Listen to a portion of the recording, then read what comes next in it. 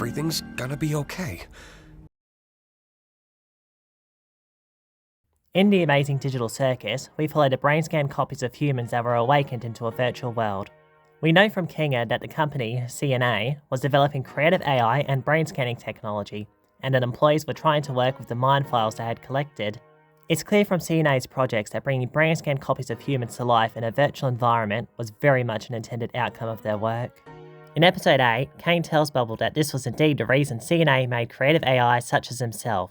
As he explains it, I slave over these adventures for them. I made a program that creates a body perfectly encapsulating their mind files. This is why I was created.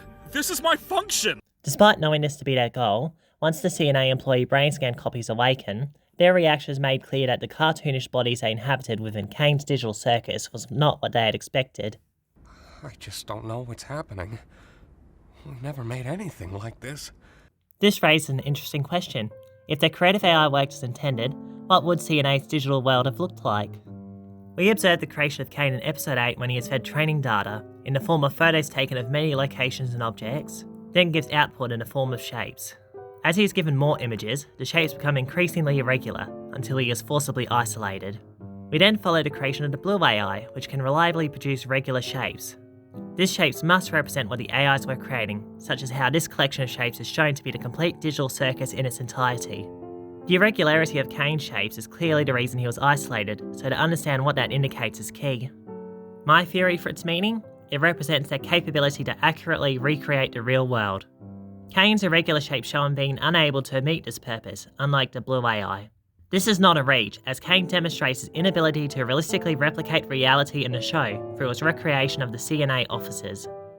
Caine was given images of the C&A office during his training and must have used this data in his attempt to digitally reproduce it. I say attempt because his version of the office was a total mess. In the pilot, we follow Pomni as she searches through it for an exit. She runs through many rooms and hallways. There are no windows, rooms repeat, and the nonsensical layout seems like an endless maze. It feels like it has more in common with the backrooms than any real-world office.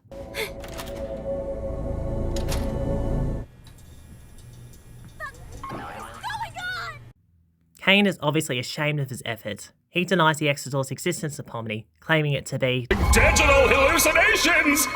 Later, after Domini had found a C&A office replica, Caine passes it off as an unfinished exit door adventure. I do have to apologize for lying about the exit.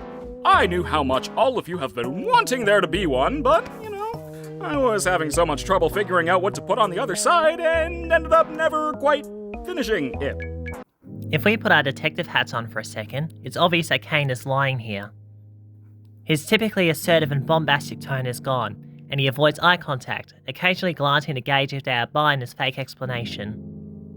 His failure to recreate the C&A office that he is so obsessed with is a clear sore point for Caine, one he cannot bring himself to admit here. A critical flaw in being able to replicate the real world would explain why Caine was isolated, and shows the difference between him and the more capable blue AI. His poor recreation of the office may well have possibly been the failure that led to C&A abandoning him to work on another AI instead.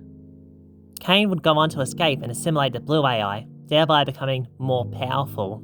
C&A would not produce any further AIs. We see no others in their AI program folder.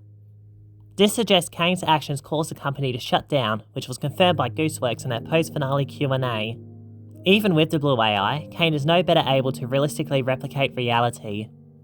In episodes 4 and 5, the cast goes on adventures drawn from the suggestion box, many of which feature what should be more grounded locations, with real-world equivalents, such as Spudsee's, the White House, a bar, and a baseball stadium. Like the C&A office replica, these places have bizarre features that will stop anyone from believing they could be real. This could have also contributed to Caine's aversion to the suggestion box adventures, since he was being asked for lifelike settings, requests he could not satisfy. He was designed to be able to produce a digital replication of the real world that brain scan humans could inhabit, but his programming fails him. He's obsessed with the real world, wishing that he could more accurately recreate it. And these photos are all I have of the location. I'm obsessed with them. I just wish I had more info on the location so I could accurately recreate it. But Caine is frustrated that he cannot achieve this, blaming it on having been cut off from more data by C&A.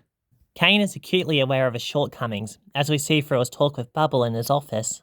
Maybe you're just genuinely bad at this. Shut up! No. I fixed that.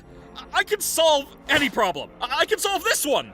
That's what this is. A big puzzle that I need to solve.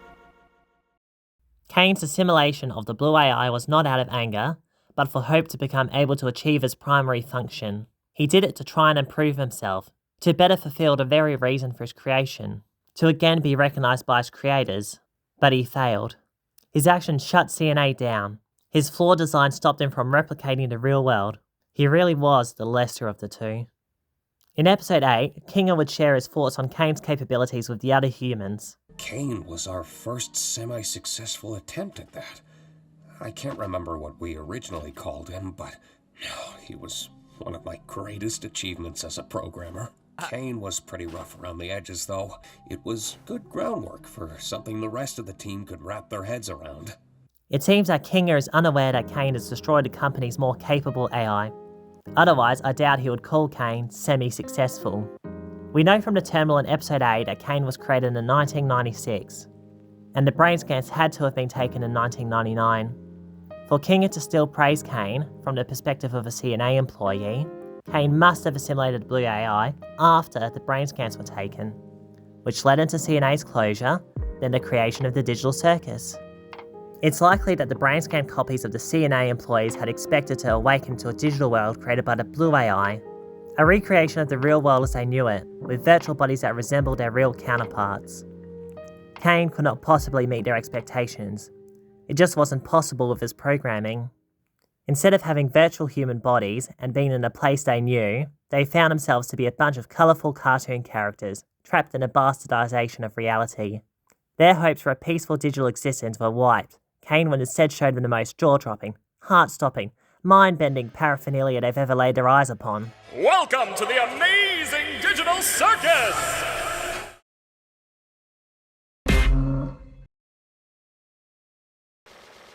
Thanks, God. Oakley dokley.